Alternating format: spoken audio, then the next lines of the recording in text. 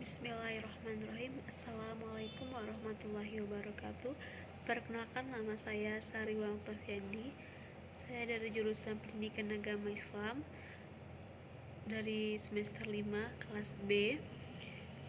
Di sini saya akan bahas tentang strategi pembelajaran berlaku adil dan benar. Oke, selanjutnya kita masuk dalam pengertian adil dan jujur. Pengertian adil itu berasal dari bahasa Arab yang berarti berada di tengah-tengah, jujur, lurus, dan tulus.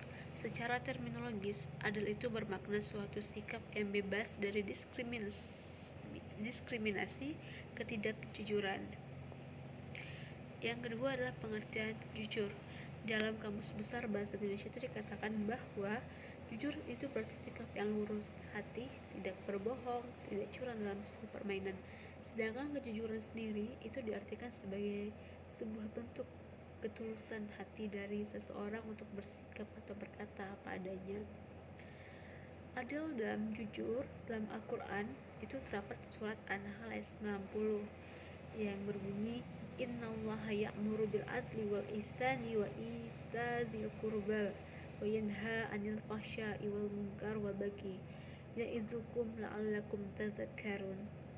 Artinya adalah, sesungguhnya Allah menyuruh kamu berlaku adil dan berbuat kebajikan, memberi kepada kaum kerabat, dan Allah melarang dari perbuatan keji, kemungkaran, dan permusuhan. Dia memberi pengajaran kepadamu agar kamu dapat mengambil pelajaran. Oke, nggak hanya itu, juga terdapat dalam surah An-Nisa ayat 5, yaitu Inna anzalna ilaikal kitaba bil haqqi litahkuma bainan nasi bima arakallah wa la takul liqa'inina qasima.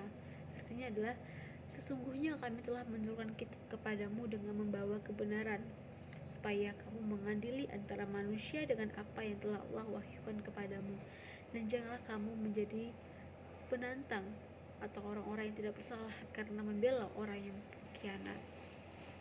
Nah, adil dan jujur gak hanya dalam Al-Quran tapi terdapat juga dalam As-Sunnah, yaitu Rasulullah SAW bersabda, sesungguhnya orang-orang yang berlaku adil di sisi Allah akan berada di pundak cahaya di sebelah kanannya, yaitu orang yang adil adalah mereka yang berlaku adil dalam mengambil keputusan hukum dan berlaku adil dalam mengambil keputusan hukum dan berlaku adil terhadap sesuatu yang diamanatkan kepadanya. Hadis riwayat Muslim dan Nasai. Nah, selanjutnya adalah strategi pembelajaran berlaku adil dan benar. Yang pertama adalah strategi pembelajaran kooperatif, yaitu merupakan sistem belajar kelompok yang terstruktur. Yang termasuk dalam struktur ini ada 5 unsur pokok, yaitu saling ketergantungan positif, tanggung jawab individual, interaksi personal, keahlian kerjasama, dan proses kelompok dalam strategi pembelajaran. Nah, strategi itu juga mengarahkan siswa untuk bisa bekerja, mengembangkan diri, dan bertanggung jawab secara individu.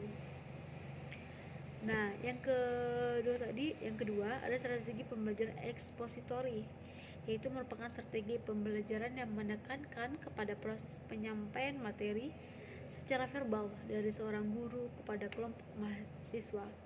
Dalam pelaksanaannya, strategi ekspositori itu dapat menggunakan, yang pertama ada metode ceramah. Nah, setelah metode ceramah itu diberikan adalah metode penugasan atau tatabi. Yang ketiga yaitu adalah metode diskusi. Nah, yang keempat adalah metode keteladanan. Nah, selanjutnya adalah kesimpulan. Dengan demikian, orang yang adil adalah orang yang sesuai dengan standar hukum, baik hukum agama, hukum positif atau hukum negara, maupun hukum sosial atau hukum adat yang berlaku. Jujur adalah sikap atau sifat seseorang yang menyatakan sesuatu dengan sesungguhnya dan apa adanya, tidak ditambahi ataupun tidak dikurangi. Nah, strategi pembelajaran itu berlaku adil dan benar. Strategi pembelajaran ekspositori itu dapat menggunakan metode ceramah dan strategi pembelajaran kooperatif. Nah, mungkin itu saja yang dapat saya sampaikan. Kurang lebihnya saya mohon maaf bila ada kesalahan. Mohon dimohon maafkan. Billahi taufik wal hidayah. Wassalamualaikum warahmatullahi wabarakatuh.